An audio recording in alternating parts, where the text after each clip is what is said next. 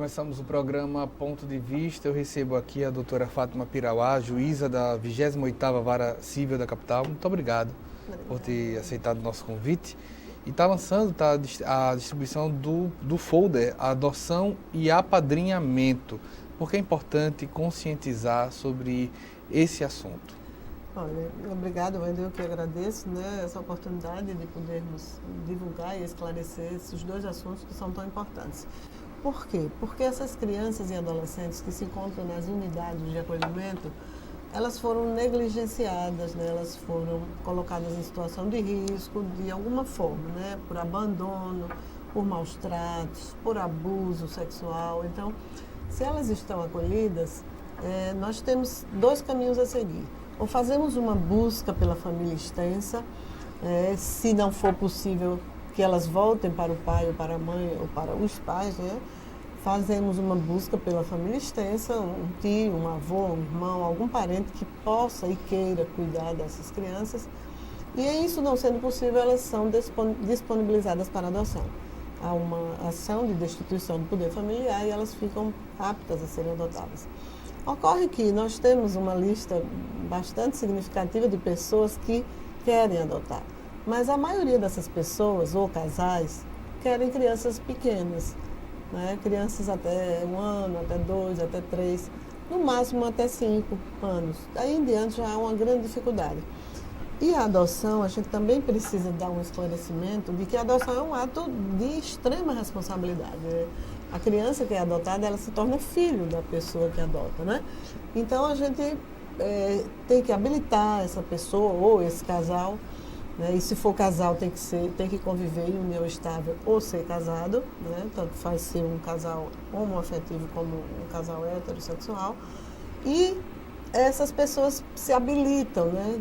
E aqui nesse folder está bem explicadinho, tem que procurar a Vara da Infância, a 28ª Vara, está localizada lá na Rua Hélio Pradinho, na Ponta Verde, levar uma série de documentos necessários, né? Documentos pessoais e mais uma certidão de antecedentes criminais, um atestado de idoneidade moral, um atestado de sanidade mental e ser também acompanhada, né, entrevistada e visitada por psicólogo, assistente social e participar de um curso de preparação. Quer dizer, é uma coisa assim, a habilitação realmente é o primeiro passo para quem quer adotar e é necessário que toda essa documentação e toda essa verificação da capacidade daquelas pessoas de serem pai e mãe tem que ser pesquisada nesse processo de habilitação.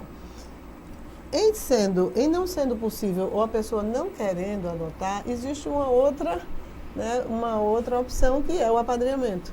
E isso foi pensado, né, desde 2016, uma portaria do colega que me antecedeu lá, que me substituiu lá, que é o Dr. Igor, para crianças acima de 6 anos, que são realmente as crianças com menos chance de serem adotadas. Sim.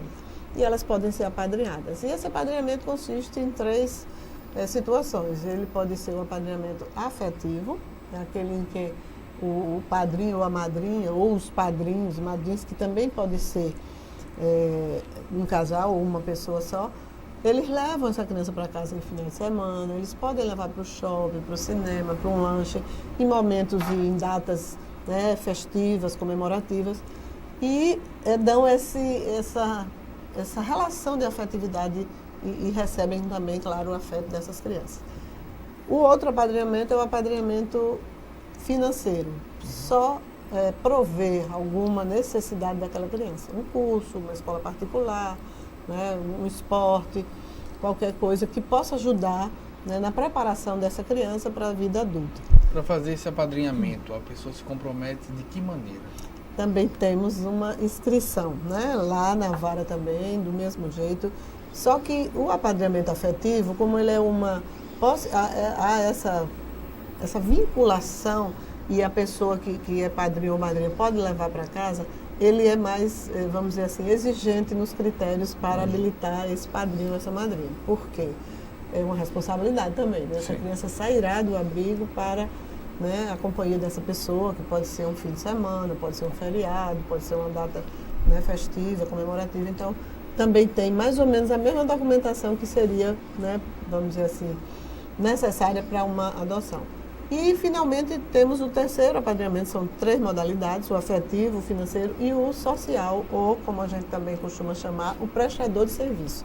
O que é esse apadrinhamento? E é bem interessante também. A pessoa, de acordo com a sua profissão, pode contribuir com aquela criança ou aquelas crianças. Por exemplo, um dentista, né, levar crianças para atendimento dentário, tratamento dentário. Isso é sem compromisso de levar para a sua casa ou de fazer passeios, apenas fazer esse tratamento. Um psicólogo pode dar uma atenção, um professor pode dar aula de reforço para essas crianças que necessitem, um médico, né, pode consultar, um cabeleireiro, nós temos, né, padrinhos de todas essas especialidades e essas profissões que eu estou lhe falando, a gente já tem alguns padrinhos. Então, por exemplo, um cabeleireiro pode ir cortar o cabelo das crianças ou levá-los para o seu salão para cortar cabelo, ou ainda ensinar o ofício, né, de cabeleireiro. A gente tem, né, adolescentes já aprendendo, né, a ser cabeleireiro, a ser manicure, porque a partir dos 18 anos eles precisarão sair do abrigo e já podem, né, estar se preparando para uma profissão, para exercer essa profissão, né, a partir da maioridade. Então, são todas essas possibilidades que levam essas crianças a um direito que elas têm, que é o direito de estar incluída no contexto social, no contexto familiar. Mesmo que ela não seja adotada, que esse é o maior direito, né, e o mais importante que a gente tenta assegurar, que é o direito à família, né, se não a biológica, a família substituta, através da adoção. Se ela não conseguir esse direito de ter uma família, pelo menos ter o direito a uma convivência familiar, a uma convivência social e comunitária, que é o direito de toda criança e de todo adolescente. Então, através do apadrinhamento, a gente consegue, né, dar esse direito. Qual o cenário atual da adoção aqui em Alagoas? Olha, o cenário atual, eu tenho dados aqui que posso lhe fornecer. Nós temos atualmente 147 pessoas, ou casais, porque pode, né, ser uma pessoa individualmente, solteiro, ou pode ser um casal. Temos 147 habilitados à adoção. Certo. E temos apenas 28 crianças e adolescentes disponíveis para adoção. Então, certo. O que é que a gente poderia, em tese, pensar? Por quê? Só tem 28 disponíveis para adoção e tem 147 habilitados. Então, não deveria ter nenhum mais, né? Todos já deveriam ter sido adotados. Ocorre que a grande maioria dessas 28 crianças e adolescentes já são maiores de 7, de 8, de 10 e adolescentes a partir de 12 anos. E o perfil desses 147 habilitados que eu mencionei aqui, eles preferencialmente querem crianças com idades até no máximo 3 e alguns até 5. Então fica difícil, né? Nós temos, vamos dizer, quando alguém diz que a adoção demora, eu sempre pergunto, e o perfil? Porque quando você se habilita, naquele primeiro passo que eu lhe falei da habilitação, de apresentar toda essa documentação para se habilitar, você também diz o perfil da criança que você deseja adotar. Diz se quer criança parda, morena, clara, né? Se quer grupo de irmãos, se aceita grupo de irmãos, que é outra situação nossa. Dentre esses disponíveis, nós temos alguns que são grupo de irmãos, ou de 2 irmãos, ou de 3 irmãos, né? E até de 4. E temos também crianças com algum tipo de deficiência, né? Mesmo que seja uma doença tratável, mas a maioria dos candidatos, dos que estão habilitados, não querem criança com nenhum tipo de deficiência ou doença, né? Mesmo que tratável. E a maioria também escolhe, às vezes, o sexo, né? Só que é menina. E aí a gente também tem essa barreira. Quando você diz que é indiferente o sexo para você, pode ser um menino ou uma menina. É indiferente a raça, né? Pode ser pardo, negro, branco. É indiferente, né? Vamos dizer assim, a idade pode ser até 6, 7, 8 anos. Pode ter grupo de irmãos, ao menos 2 irmãos. Essa adoção, eu garanto, se tiver alguém habilitado com esse perfil, essa adoção não vai demorar. Porque nós teremos, né, e a gente chama assim, da criança real e da criança ideal. É a criança que o casal idealiza para ser o seu filho e a criança real, que é aquela criança que está nas unidades de acolhimento. Eu sei que parece um tanto óbvio, mas eu queria que se explicasse por que crianças com mais de 5 anos se tornam uma dificuldade para a adoção. Infelizmente, as pessoas querem como se fosse, vamos dizer assim, uma possibilidade de você passar por todo aquele percurso que uma mãe biológica passa, desde o nascimento. Né? Quer dizer, se for um bebê, então a mãe quer muito, né, que aquela criança, ou porque quer experimentar aquela vivência, né, aquela experiência da maternidade desde o nascimento, ou porque acha, e isso alguns casais até chegam mesmo a expressar, que a criança bebê, ela vai poder, né, manipular, assim, moldar. Vamos dizer assim, moldar, exatamente, a expressão é essa. A personalidade de acordo, né, com a sua vivência, com a sua influência, com os seus conselhos, com a sua educação, com a sua formação. Mas talvez isso seja uma ilusão, né? Porque às vezes a gente não consegue moldar nem os nossos filhos biológicos. Então, claro que a gente sabe que existe, né, uma possibilidade no meio ambiente em que a criança vive, né, ela se tornar, né, aquela criança ou aquele adolescente ou aquele adulto que a gente, né, desejaria tanto. Mas isso não é nenhuma certeza, né, nem para quem tem filhos biológicos.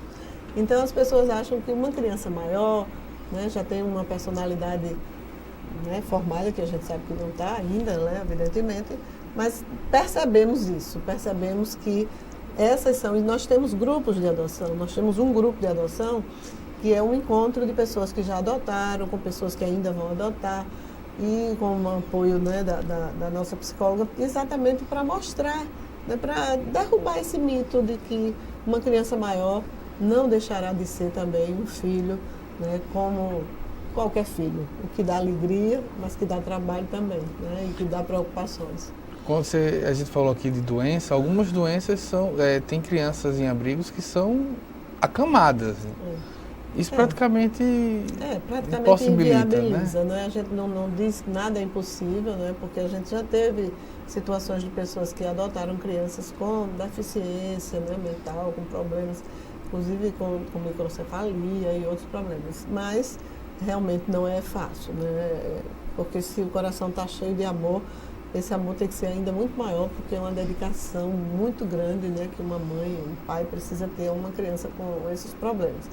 Não é fácil, mas a gente percebe que a maioria dos casais se preocupa muito com essa questão da idade, de que seja uma criança um pouco mais bebê, se possível, mas pelo menos um pouquinho perto dessa fase, né, do bebê, dos primeiros anos de vida, entendeu? A gente tem percebido isso. Mas a gente também tem um projeto que está em andamento na corregedoria, que o corregedor que é o coordenador da SEJ, da Coordenação de Infância e Juventude, em que a gente pede que essas crianças maiores, que esses adolescentes possam, isso já existe em outros estados, possam gravar alguns vídeos, inclusive o próprio CNA, o nosso Cadastro Nacional de Adoção, foi modificado e deverá ser implantado aqui, né, em breve, para que a gente possa mostrar fotografia, fala dessas crianças e desses adolescentes, essas crianças maiores, um tipo de comunicação com os pretendentes e, em algumas situações, até fora do cadastro, em alguma rede social, para que as pessoas vejam essas crianças e se sensibilizem, né, e se apaixonem, porque nem sempre o amor vai ser por conta da idade. O amor pode acontecer, sim, senão a gente não estabelecia, né, vínculos, os vínculos já de pessoas adultas, maiores e sem nenhuma relação biológica, sem sangue nas veias. Então, o mesmo sangue nas veias. Então, a gente tenta muito, esse é o nosso grande incentivo, e a gente já teve situações em que crianças que foram apadrinhadas, né, crianças já maiores, evidentemente, porque a gente não aceita o apadrinhamento para crianças menores que tenham possibilidade de ser adotadas, porque é melhor que sejam adotadas, né, claro, do que sejam apadrinhadas. É melhor ter uma família, né, se tornar filho de alguém, do que ser apenas afilhado. Mas já tivemos situações de que 3 irmãs, crianças maiores, já com idade superior a 7, 8 anos, e elas, depois do apadrinhamento, houve um fortalecimento tão grande do vínculo afetivo que elas acabaram sendo adotadas. Isso então, é muito bom. Isso é muito bom saber, né? Estamos aqui com a doutora Fátima Pirauá, a gente está indo para um breve intervalo. A gente volta já.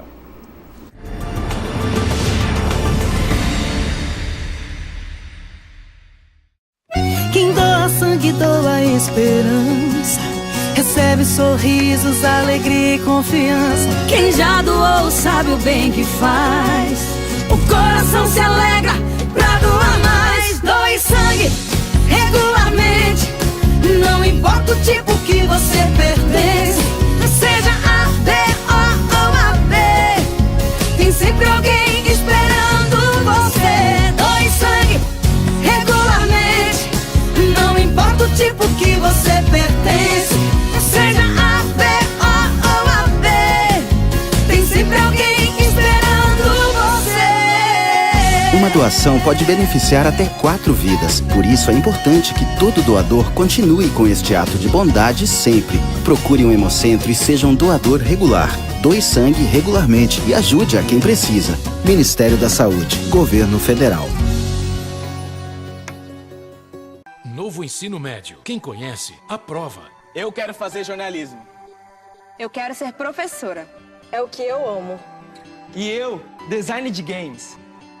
Eu quero um curso técnico para já poder trabalhar. Com o novo ensino médio, você tem mais liberdade para escolher o que estudar, de acordo com a sua vocação. É a liberdade que você queria para decidir o seu futuro. Quem conhece o novo ensino médio? Aprova. Acesse o site e saiba mais. Ministério da Educação, Governo Federal, Ordem e Progresso.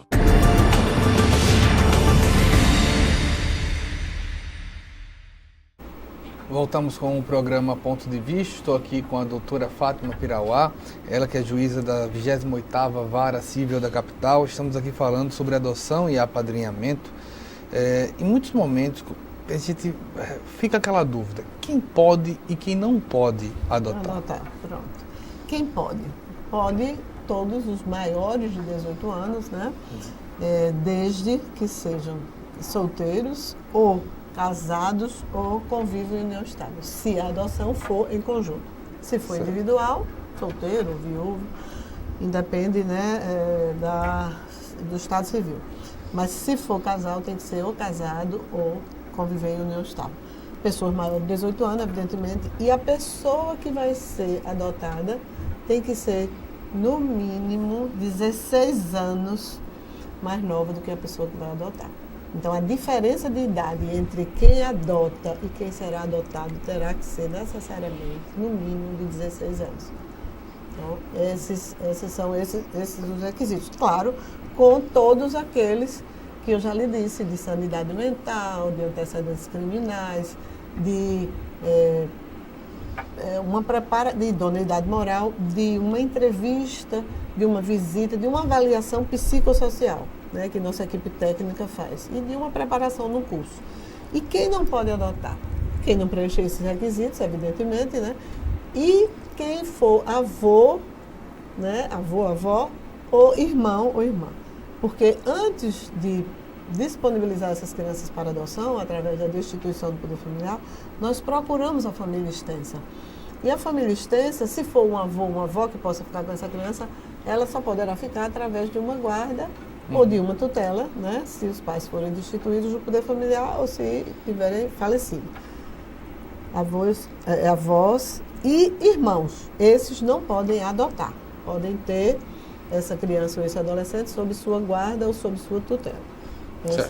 As outras pessoas, claro, podem adotar. Dentre essas crianças, algumas são, a gente falou que são 28, se não estou enganado, 27, coisa assim. São 28. Tem alguma de medida protetiva? Não, porque nós somos a vara, se não, medida protetiva sim, que é quando a gente acolhe, né? Certo. Essas meninas e esses meninos, tanto crianças como adolescentes, quando estão, quando você falou protetivas, eu imaginei essas outras medidas que são socioeducativas, que são da vara do criança e adolescente, dos adolescentes infratores. Desses que estão abrigados, e hoje eu acho que não disse anteriormente, eu tenho 74 crianças abrigadas. Isso é um dado que ele faz muito, ele muda muito. Por exemplo, eu estou lhe dizendo 74 agora porque eu tomei nota disso ontem. Sim. Hoje eu já tenho menos, porque hoje eu fiz várias audiências. E dentre essas audiências que eu fiz, eu concedi 2 reinserções familiares. Uma com a avó, que a mãe não tinha condição de ficar, e a outra com a própria família, com a própria mãe. Então, teve condição de ser reinserido. Então, em vez de 74, eu já tenho 72. Mas, ao mesmo tempo, ainda quando eu estava lá em audiência, eu tive uma situação de que uma mãe chegou lá entregando o filho. Uma criança bem pequenininha ainda, ela entregando, dizendo que não queria, não podia criar e queria entregar para adoção. Que é uma outra coisa que eu acho que é bem importante de informar. Qual a experiência tem dito? Quais são essas crianças? Como elas chegam lá? Olha, geralmente chegam numa situação bastante, vamos dizer assim, bastante sofrida, situação de risco. Num caso assim, muitas vezes nem tanto quando a mãe vai espontaneamente entregar. E isso é um dado que eu gostaria de fornecer, de que não é crime entregar uma criança em adoção. Crime é abandonar, é entregar diretamente a uma pessoa através de uma compensação financeira. Isso sim é crime. Mas chegar na vara da infância e dizer eu não quero, eu não posso criar o meu filho, e para que a gente possa acolher, abrigar e depois procurar alguém da família ou levar para adoção, não é crime. E essa mãe, inclusive, será atendida com toda atenção, né, com todo cuidado, porque a gente sabe que muitas vezes é uma decisão difícil. Não tem nenhum problema, as pessoas podem procurar a vara, quem não quiser criar ou não puder criar, e será orientada, inclusive, e alertada, né, das consequências dessa doação, mas sem nenhuma punição, sem nenhum tipo, não é considerado crime. E isso que você acabou de me falar, elas chegam, quando elas são retiradas, e nessa situação também, algumas vezes chegam em situação de risco, com algum problema. Mas quando elas são retiradas da família, aí sim, normalmente elas chegam numa situação muito difícil. Por exemplo, se elas forem maltratadas, né, espancadas, muitas vezes chegam numa situação de imediatamente ter que ser atendida, né, no hospital. Quando elas são abusadas, né, normalmente chegam em situações deploráveis. Quando elas estão abandonadas, tem situações em que a criança está 2, 3 dias sozinha dentro de casa, os pais saíram para farra, para droga, para alguma coisa, e as crianças já se viu de tudo, ali, né? De tudo. A gente, cada dia parece uma coisa que a gente acha que não ia acontecer e acontece, né?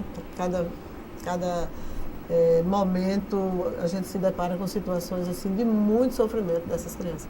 E aí muitas vezes é uma denúncia através de um vizinho, de alguém, que aí o Conselho Tutelar vai lá e retira. Crianças que já tivemos situações de irmãos, se não me engano 4, numa casa cheia de lixo, no meio de ratos, de baratas, de tudo que você puder imaginar, porque eles eram catadores de lixo, mas eles também bebiam e usavam outras drogas, e ficavam 2, 3 dias, né, na rua com o lixo acumulado em casa, porque eles levavam para casa esse lixo. E a situação realmente era de grande. Esses meninos tinham todo tipo de infecção, de doença, de coisa que você possa imaginar. Então, assim, as situações realmente é a situação mesmo de risco. Se não houvesse uma intervenção, essas crianças poderiam até ir a óbito. Como o Estado se posiciona nesse sentido? O Estado, no caso, esses abrigos que nós temos aqui, são 7 abrigos. 5 são o município, né, que dá toda essa estrutura, e 2 são organizações que são, 3, que são de voluntários, de pessoas que vivem através de doações, né, de algumas igrejas e pessoas mesmo da comunidade que fazem doações. O Estado se posiciona, né, da forma que tem que se posicionar, dando essa proteção. E quando nós fazemos a reinserção, quando é possível fazer a reinserção, e muitas vezes a reinserção só é possível se a gente adotar algumas medidas para os pais, né? Por exemplo, inserir, na inserção de hoje eu tive que inserir, determinei que a Secretaria de Assistência Social inserisse aquela mãe num programa habitacional, né? No aluguel social, Minha Casa Minha Vida. A gente muitas vezes determina que a Secretaria de Trabalho, Emprego e Renda insira aquele pai, ou aquela mãe, ou aquela avó, quem for ficar com a criança, mercado de trabalho, no trabalho, vendo de acordo com a aptidão da pessoa, né, a possibilidade de inserir no mercado de trabalho. E tantas outras medidas.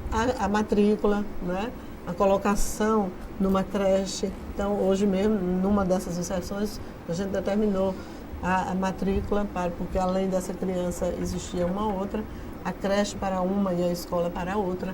A mãe, muito jovem, não tinha estudado, não tinha feito praticamente terminado nem o ensino fundamental, mas já tinha, né, uma idade que não... A gravidez precoce é um dos fatores? Exatamente, com certeza.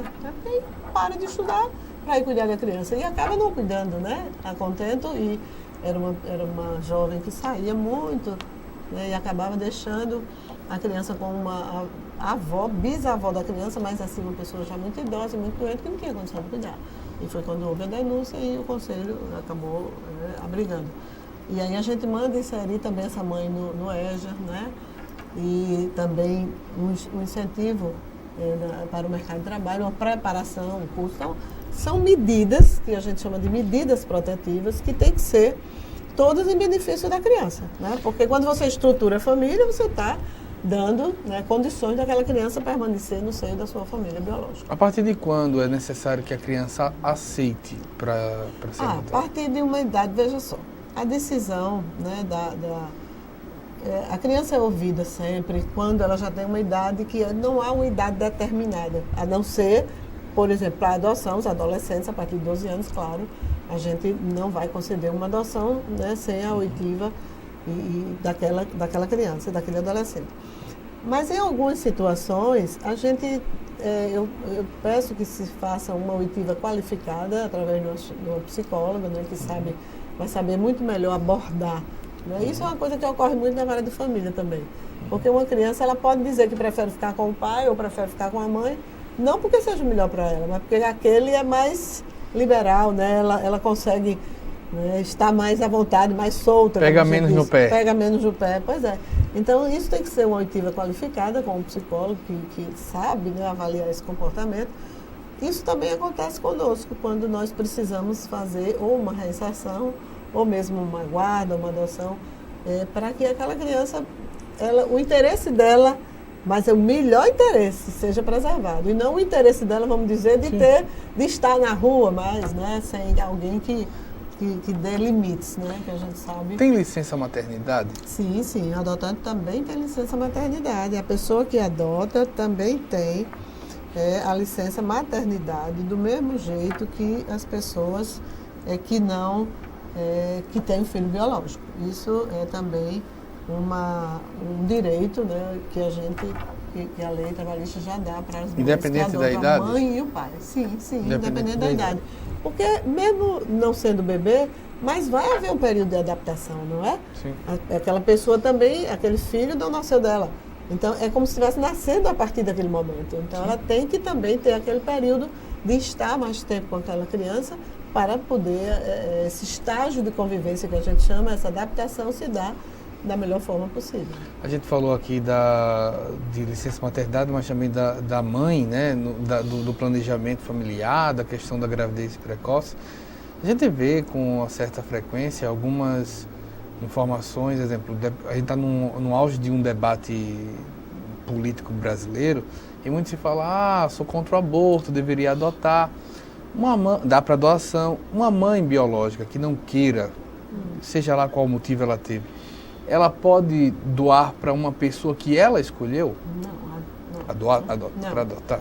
Até agora não. Né? Existem projetos, inclusive, tramitando, que possa haver essa escolha, mas olha, a gente não é um passado tão distante, é um passado mais ou menos recente, em que houve muito escândalo, né, com relação a isso. Crianças vendidas, crianças, inclusive, que iam para o exterior, né, adoções feitas de maneira totalmente irregular, em que se apuravam, né, crime mesmo, um comércio, né, era um comércio, existia um comércio de crianças. E aí, esse Cadastro Nacional de Adoção, ele veio exatamente para isso, para combater esse comércio que havia de criança, né, de compra e venda. Então, é muito perigoso. A gente pode até, por um lado, pensar, mas é muito bom que o pai ou a mãe que dá essa criança, dê a alguém que ela sabe que vai cuidar, né? Muito bem.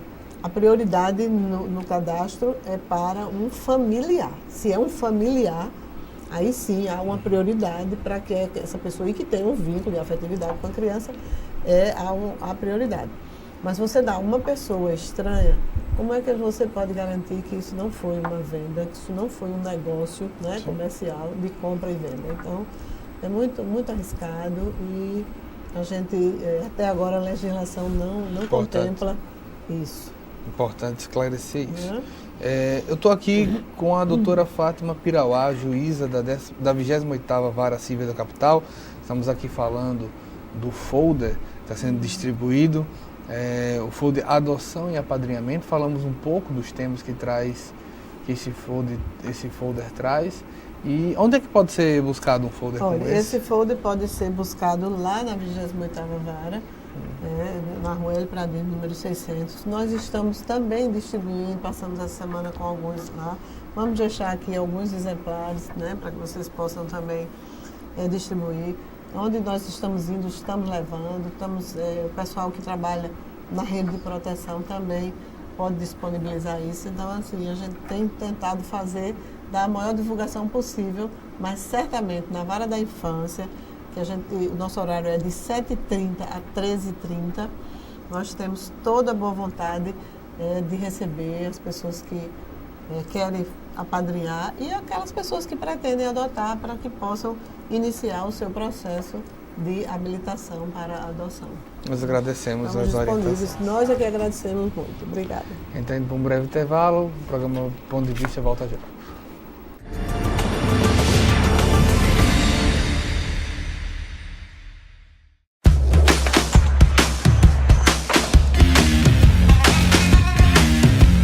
Se você gosta de ação e completa 18 anos, vai se surpreender com as Forças Armadas.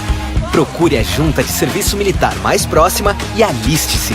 Você só precisa da certidão de nascimento, comprovante de residência e 2 fotos 3x4. Ministério da Defesa, Governo Federal. Como brasileiro, eu me sinto responsável pela preservação dessa riqueza natural.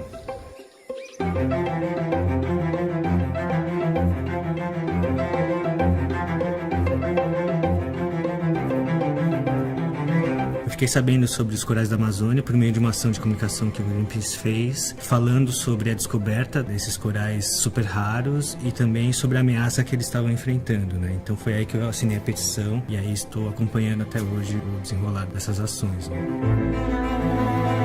O que me motiva a fazer parte do Greenpeace, em primeiro lugar, a questão da proteção ambiental, em segundo, porque eu confio muito no Greenpeace, acredito muito no impacto do trabalho da organização. Uma imagem que vem bem forte na minha cabeça foi aquela ação no Cristo Redentor e também da ação contra a caça de baleias. Eu sou contra a ação das petrolíferas por conta do grande risco de um desastre ambiental, causando a morte dos corais e também um impacto em toda a população que sobrevive por meio da pesca ou do turismo naquela região. Eu e mais 1.700.000 pessoas já assinamos a petição, mas precisamos que mais pessoas se envolvam com essa campanha, para que essa ameaça deixe de existir completamente. Eu sou Victor Teramoto, doador, e também defendo os corais da Amazônia. Venha com a gente, somos Greenpeace. Eu gostaria de conversar agora com você que vai ser mamãe. Procure seu médico e peça a ele para você fazer um teste HIV/AIDS. Faz parte do seu pré-natal, uma maneira que você tem de cuidar do seu filho, mesmo antes dele chegar no mundo. Cuidando de você, você cuida daquele que você ama.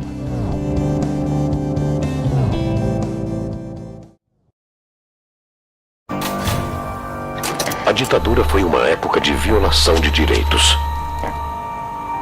E muitos dos documentos que contavam os detalhes sobre os crimes cometidos foram censurados, escondidos ou destruídos. Hoje, muitos deles estão disponíveis no site pnmdigital.mpf.mp.br. Acesse, pesquise e não deixe a história desaparecer, muito menos se repetir. Quando aquele seu amigo namorador teve a primeira filha, você falou que ele passou de consumidor a fornecedor? Já aproveitou o ônibus lotado para se aproveitar da passageira? Já falou, prendam suas cabras que meu bode tá solto? Pode parar. Isso incentiva o machismo e a violência sexual. A gente só muda a cultura do estupro mudando o nosso modo de ver o mundo. Machismo já passou da hora.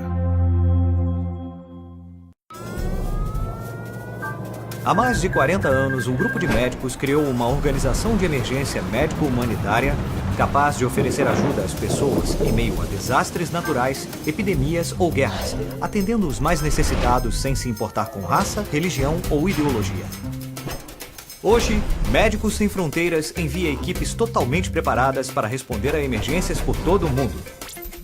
Nossos profissionais são financiados por pessoas como você e eu. Conheça-nos, participe, apoie, porque juntos chegamos mais longe.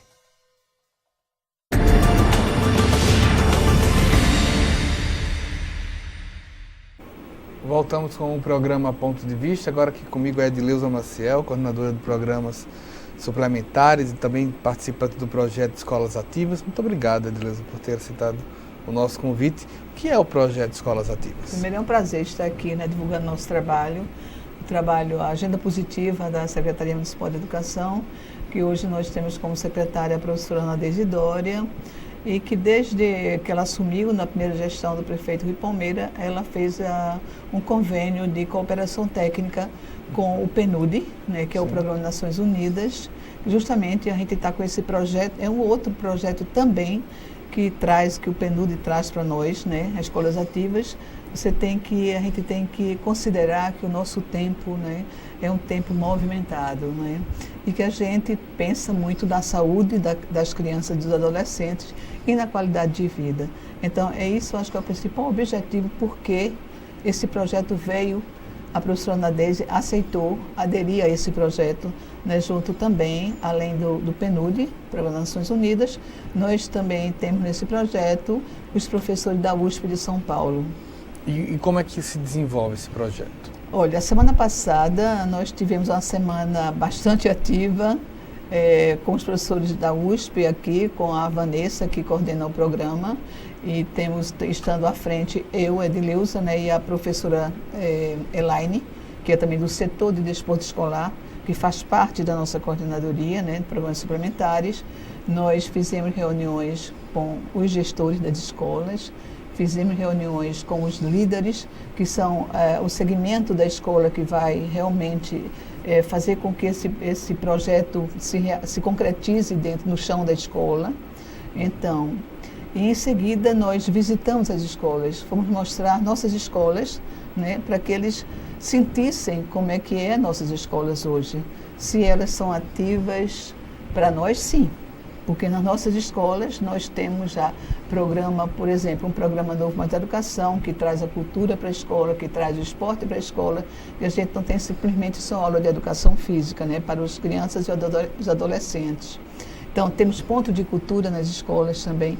Então, tudo isso movimenta a escola, faz a escola mais viva, mais ativa, Então, o que esse projeto vem é somar, é acrescentar, realmente, para que a escola repense o seu espaço e faça com que as atividades físicas cotidianas, no dia a dia, e também a questão das atividades corporais, elas se solidifiquem dentro da escola, não só dentro da escola, mas fora da escola, trazendo assim uma formação para a vida humana, dos nossos alunos e adolescentes, não só no ambiente escolar, mas também fora dele. Então, é esse o objetivo maior nosso. Que vocês sabem que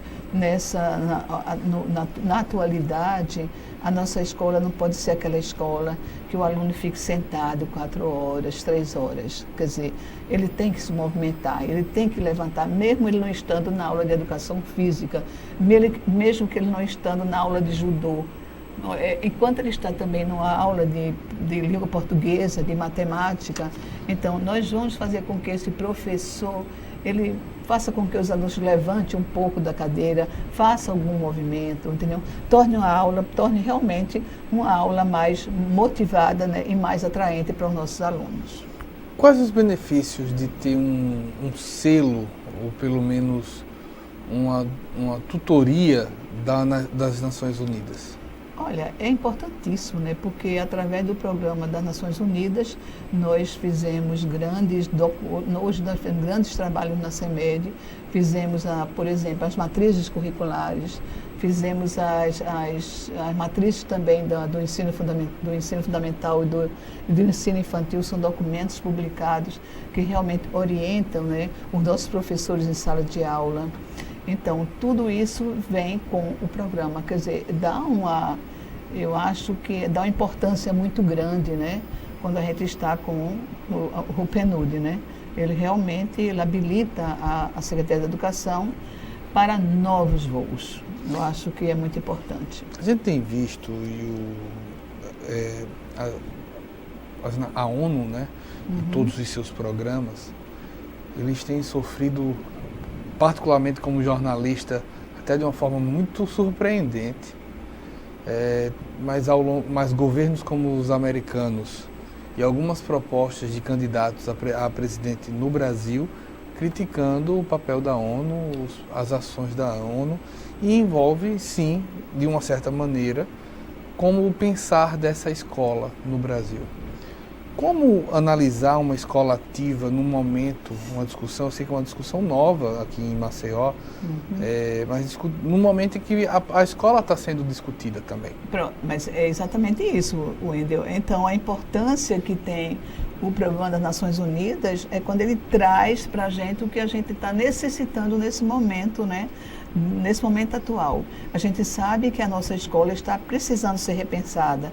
A gente sabe que a nossa escola está precisando ser mais dinâmica, mais movimentada, mais atrativa, né? Que realmente faça com que o aluno fique, não somente ele fique na escola, mas ele aprenda na escola, né? Ele goste da escola, ele se forme nele a questão do pertencimento, que a gente fala tanto, né? Que ele queira ficar na escola. Então, você sabe que o esporte traz muito isso, né? Desperta na criança ele gostar de ficar na escola. Porque é isso que quando a gente começou com o Novo Mais Educação, que trouxe justamente a cultura para a escola, a dança para a escola, a música para a escola, eles tocam violão, eles tocam percussão, tem escola que tem até conjuntos musicais hoje, né? A partir do momento que eles começaram a estudar, fazer música através do programa. Então, isso faz com que o aluno goste da sua escola, ele tenha, é minha escola, entendeu? Agora, nesse momento, que a gente está repensando, que a gente está vendo que a gente não pode mais ter aquela escola que você estudou, que eu estudei, não é mais aquela escola, né? Aquela escola que a gente quer todo mundo quietinho lá, todo mundo caladinho. Não, a gente quer uma escola que o menino se movimente, né? Que a gente pense na qualidade de vida dele, na saúde dele, né? E que ele não fique só sentado na cadeira como nós ficávamos, né? 4 horas lá, você imagina, 3 horas de aula e todo mundo sentadinho, sem fazer movimento algum. Então, essa não é a escola do momento. A gente tem que ter uma escola diferente. Então, essa escola ativa, eu acho que vem justamente, vem para contribuir para que a gente mude um pouco a nossa escola. Então, a gente está muito confiante, né? Não somente eu, mas toda a equipe, né? Toda a equipe também do Desporto Escolar. A gente está, não somente os professores de educação física, eles são os líderes, mas também nós temos vários outros segmentos da escola. Temos os coordenadores também, que se disponibilizaram a serem os líderes nesse momento.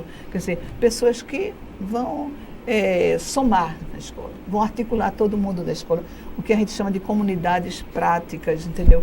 Que junte todo mundo em prol do objetivo comum, que seja a aprendizagem do nosso aluno e a felicidade dos nossos alunos, né? Das crianças e dos adolescentes. Eu percebo que um dos pontos de preocupação de projetos como escolas ativas é diminuir a evasão. No início do bloco, você falou que já considera, principalmente as 11 escolas em que eles visitaram, escolas ativas. Já consideramos. Como é que está a questão da evasão hoje em Maceió? Olha, a evasão hoje nessas escolas que a gente consegue que o aluno fique até o dia completo na escola, porque com o programa Novo Mais Educação, ele fica o dia completo na escola, né? Ele passa 7 horas na escola. Então, isso faz o que se chama escola em tempo integral. Então, isso faz com que o aluno realmente ele não se evada da escola. E na hora que essa escola também vai fazer com que essas atividades físicas cotidianas, entendeu, passe a ser realmente um espaço para a vida humana, né, também a questão dos movimentos. Então, o aluno quer ficar na escola. Então, a gente tem que ter motivação para que ele não saia da escola. Então, essa é a nossa preocupação maior, né? Então, essa escola ativa, ela vem justamente colaborar para que o nosso aluno comece, no início do ano, a estar na escola, estudar e termine o ano letivo, né? Porque ainda embora que, se você for nas nossas escolas, né, do município de Maceió, você não vai ter você vai ver as salas cheias. Quando eles chegou, os professores de São Paulo agora, né, da USP, chegaram nas nossas escolas, eles ficaram admirados, as salas todas cheias de alunos.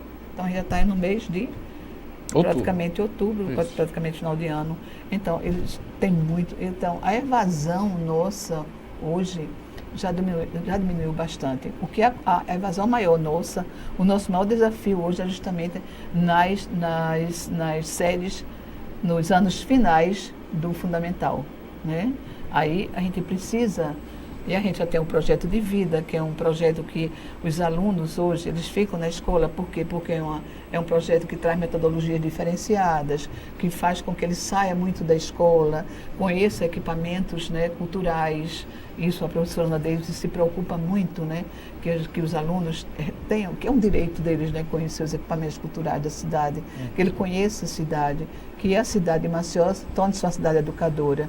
Então, todo esse objetivo que nós temos na Secretaria, tudo isso contribui para que a nossa evasão hoje seja muito menor do que há anos atrás.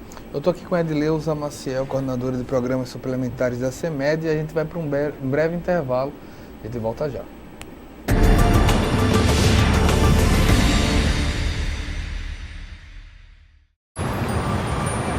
Quando fiquei sabendo que tinha tuberculose, imaginei, é o fim. Mas logo descobri, tuberculose tem cura. Se parar o tratamento, a doença pode voltar, mais forte. Família, amigos, profissionais de saúde, todos juntos contra a tuberculose. É bom saber que não estou sozinho. Em caso de tosse por mais de 3 semanas, procure uma unidade de saúde. Pode ser tuberculose e o tratamento precisa ser feito até o fim. Dengue, zika, chikungunya. Falamos ao vivo do Mundo Consciente. Aqui todo mundo tampa a lixeira, tira a água do pneu, põe areia no vaso de planta. Nossa, quantos mosquitos aqui! Ô vizinho, colabora aí. Por que você ajuda a mudar? Porque eu quero um mundo consciente. Nós ajudamos a mudar! E você? Incentivar o diagnóstico precoce para HIV é um modo de a igreja contribuir com a sociedade. Muitas pessoas descobrem tarde que estão doentes e acabam falecendo sem ter acesso aos recursos do tratamento. Ajude a difundir a campanha e cuide bem de você e de todos os que você ama. Faça o teste HIV. O teste é gratuito, sigiloso e um direito da pessoa.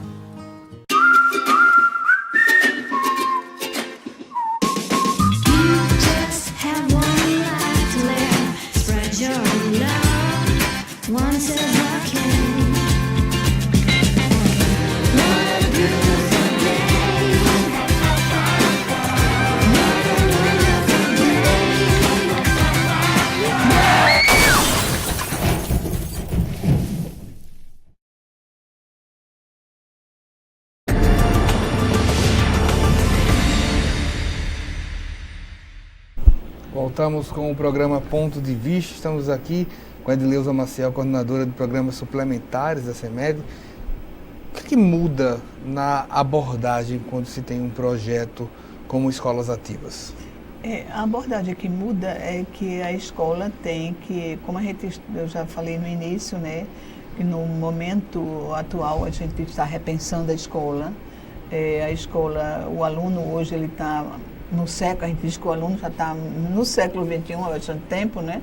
O aluno é tecnológico, a escola precisa, né, ser também tecnológica, né, para poder atrair esse aluno. Então, no momento que a gente dá um movimento da escola, movimenta essa escola, entendeu? Faz com que o aluno comece também a se interessar, a estudar, né, e ficar na escola. Eu acho que é isso que a gente está nessa perspectiva, né? Quem estuda hoje a questão da educação pública tem explicação para saber por que se chegou ao nível de violência dentro das escolas, ao nível de evasão, ou a dificuldade de se atingir notas no IDEB como se esperava? Tem resposta para isso? Porque, exemplo, vou tentar a gente está aqui discutindo, de certa maneira, escolas ativas, e assim, eu acho que é inegável que nos últimos 10, 20 anos, os governos que passaram ampliaram em muito o número de vagas e o número de alcance desses alunos. Mas não aumentaram a qualidade. A quantidade veio, pelo menos é o que imagina, pelo aqui de fora, que você que é especialista, mas é que aumentou-se muito o acesso, mas não acompanhou a qualidade. Primeiro, a descontinuidade de políticas públicas, né? Isso é um ponto fundamental, né? Você imagina que nós, graças a Deus, nós estamos há 6 anos com a mesma secretária. Quer dizer, isso e que secretária nós temos, né? Quer dizer, uma secretária notável, né? Quer dizer, reitora, né, da Universidade de Alagoas, que tem toda uma seriedade, né, todo um compromisso com a educação pública e trabalha para que realmente a gente mude isso que você falou aí, né? Você veja que este ano, né, nós tivemos a quinta-feira, ela estará fazendo um grande evento com todas as escolas para parabenizar as escolas, porque todas as escolas, com essa avaliação externa, com o IDEB, elas aumentaram o IDEB, todas as nossas escolas, né? Foi realmente, quando a gente viu, a gente percebe o trabalho fluir, né? Quer dizer, é uma constatação que nós estamos no caminho certo, né? Estamos trilhando, mas não é fácil. Você sabe que a educação é a médio prazo, é a longo prazo, né? Não é a curto prazo, né? As pessoas não se transformam uma realidade a curto prazo, mas estamos trabalhando para isso. Tanto que essa avaliação nos mostra isso, né? Todas as nossas escolas, todas, sem exceção, elas aumentaram a nota no IDEB, né? Mas fora a questão dessa avaliação externa, né, nós também temos a certeza do comprometimento, do compromisso dos nossos professores, dos nossos gestores, né, porque eles percebem a seriedade de uma secretária que conduz todo esse processo com muita seriedade, né, e com muito compromisso com a educação pública. Então, isso eu acho que é fundamental, que nós tivemos governos atrás, que passamos por 13 secretários. Quer dizer, como assim? Como é que a gente, não dá tempo nem de pegar... Não dava tempo de tomar pé, né? Tomar pé, já mudava o secretário.